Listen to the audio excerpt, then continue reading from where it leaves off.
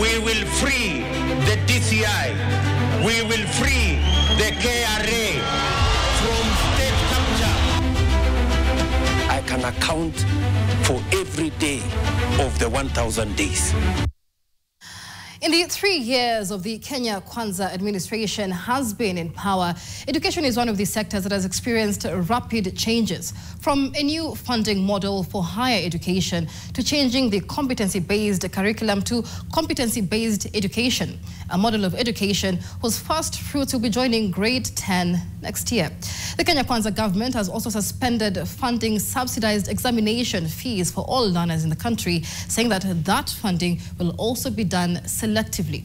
Now, while basic education is enshrined in the Constitution as the sole responsibility of the national government, NTV's South Rift regional editor Bridget Ngana looks into the implementation of these education reforms under President William Ruto and how it will impact the quality of education now and in the future. One of the major education reforms instituted by the Kenya Kwanza government when President William Ruto came into power was to fold the 30-year-old Higher Education Loans Board that provided low-interest loans to university students. In its place was a new funding model in which the government will co-share the cost of university education with the students. The difference here being the students' household income. At Laikipia University in Laikipia County, it's the long holiday, meaning some of the students have gone for attachment while others are coursing through the next semester of the academic year, like these students. We are here to find out how they have been coping with studies under the new funding model. Sidhani iko fair at some point juu walisemanga tutawekwa according to your abilities nini, but naona waliweka according to favorism ama nini. Kwa semester pesa yote itaingia kwa help, lakini the next wanakatanga 500. Sasa tunashangaa kama wanakatia kila mtu tuko almost 5 million Kenya. So almost hiyo inaweza lipa nini loan zote zenye ziko huko nje. Sasa mimi kuja shule nilikuwa dhani kila mtu analipa the same. Ndio ukiangalia kwa poto ni kingele kwa 06k, and then okay, the requirements za shule nafaa ulipe kitu 50% of 06, and then the scholarship ilikuwa nafaa kulipwa. So by the time nilikuwa kuja ilikuwa 06 ilikuwa inakatwa something 140 ama 120 hapo na gava the scholarship, and then sasa tulikuwa tunafaa kulipa 50% ya probably 150. So now ukipigia hesabu na kuja probably 75k ukiingia, hiyo ni kujoin peke yake. And then sasa kuja kuulizia ndio na nikapea mtu kwa cyber. Kwa na mreflal kwa afanya kazi kwa cyber kumuuliza anambia unapata hiyo yote unalipa hiyo yote. So I'm like ade. Sasa wewe kuniambia model yao alikuwa karibu na lipo kitu 25-20k. Instead of the new funding model being a vehicle to boost enrollment numbers at universities, many students who attained university entry grades are living through the nightmare of never attaining their goal of graduating with a university degree. Kuna pesa inapatiwa nango lakini inakuwa na delay. So ikiwa na delay, for example kama una expect help ikuje na inakuja at a later time ukiwa home haikusaidii. Lakini unapata pesa yako ni less compared to another person mwenye afai kwa hiyo pesa. So unaona inaleta kitu kani basi hivi unaona. Alafu bado sasa unaona hizi delays zinaweza fanya hadi ukose kufanya exam. Sasa mimi najua msee hakaweza kufanya exam sasa.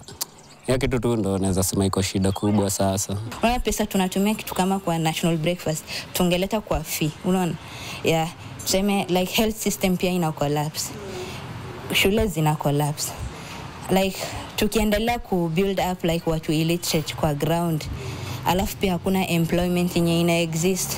At the end of the day like watu youth wanaelekea wapi, unaona? The students feel that the implementation of the new funding model was rushed and will in the end not fix the education inequalities the Kenya Kwanza manifesto pledged to end. One of the contributing factors to the increased cost of programs is the assumption that there is the student and lecture ratio of 1 lecturer to 40 students, which makes the cost higher, which is a very good thing if it's actually implemented, because that means smaller student groups versus one lecturer. That means personalized instructions and easier mastery.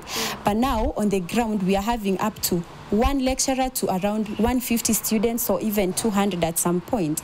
And now there's this mismatch of this ratio. If we are paying for so much, why get so low? And if we cannot achieve that ratio, why not cut down the costs and adjust them so that they reflect what we actually get on the ground? As much as they say that, for example, the 70% scholarship, when it comes to help, it was like almost 90% or even 100% scholarship, because you have the government subsidizes, then also the help chips in.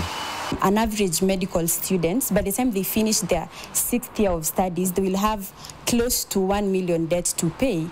And this cannot be realistic in our country. We want to get to a situation whereby everybody, every student, every child can access quality education regardless of their educational background. Every year, nearly 50,000 university students graduate hoping to be absorbed into a job market that only created 75,000 formal jobs last year, against a government promise of creating 1 million jobs annually. And this is an ever-much reality for parents like Simon Otulia.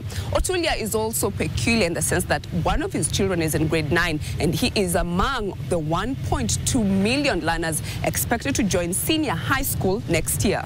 Graduates to name, one has a degree in computer science.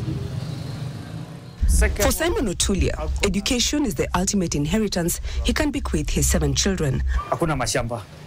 Hiyo ndio urithi ya kwanza yenye napeana kila mtoto wangu apate elimu, na hata kama hatapata kazi kwa sababu ya changamoto yenye iko katika nchi yetu, kuna uhaba wa kazi.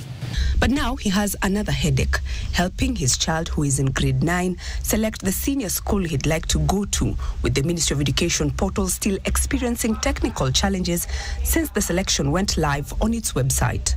Yenye inipea wasiwasi ni vile serikali haijatumana listi ya mashule na vile watoto wanastahili wa exit from junior secondary to senior secondary. The government capitation is 1,420 per child in the primary school level. For competency-based curriculum implementation, it is not adequate. The experts are there. Kenya is endowed with a lot of experts. Education policy expert Professor Kuria Mukuru says while the idea behind the competency-based education was good, its implementation 9 years later has been full of missteps because the very experts who crafted the curriculum were not involved in the implementation of the program. The education is one of the main enablers of any economy in the world. So, and here we are talking about relevant education. We are talking about quality education. We also see a lot of interference with the policies and the implementation with the politicians. I think it's good the politicians also to listen to the experts and implement our education system well. In the implementation of the new system of education, the CBE, we didn't do piloting. You know, it's good always to have a systematic way of doing it, scientific way, and will not go wrong. According to Professor Wamukuru, while the competency-based education is meant to equip learners with practical skills to adapt to an ever-changing world, it's a heavy investment which the government has so far been trying hard to shift towards the parents. Initially, the government used to take quite a large share of the cost of funding university education for the individuals. And I think they are doing the cost-benefit analysis, and they are saying that at the higher levels of education, who is benefiting more and who should carry the larger burden. And they are saying that it is the individual who is benefiting more because there will be the benefits when these people come from the university, they will get employed. The only main challenge with this type of curriculum is that it is an expensive curriculum. And a government wishing to implement this curriculum must be ready to implement this curriculum and go through the cost.